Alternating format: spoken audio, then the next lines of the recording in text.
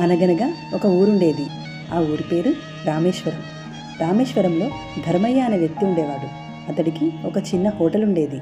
అయితే ధర్మయ్యకు దయాగుణం ఎక్కువ కాబట్టి దాన ధర్మాలు ఎక్కువగా చేస్తూ ఉండేవాడు.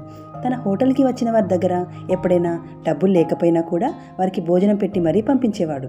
ఇలా దానాలు చేస్తూ చేస్తూ తన దగ్గర ఉన్నదంతా పోగొట్టుకున్నాడు. కుటుంబ సభ్యులు ఎంత చెప్పినా కూడా వినకుండా దాన ధర్మాలు చేసి పూర్తిగా అప్పుల్లో కూరుకుపోయాడు.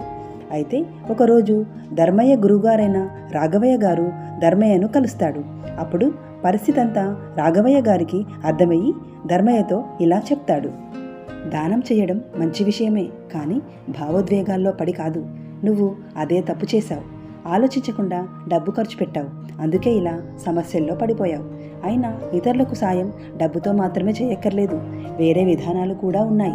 ఒకరికి సరైన సలహాలు ఇవ్వచ్చు, ఇంకొకరికి మంచి పనుల్లో సహాయం చేయొచ్చు.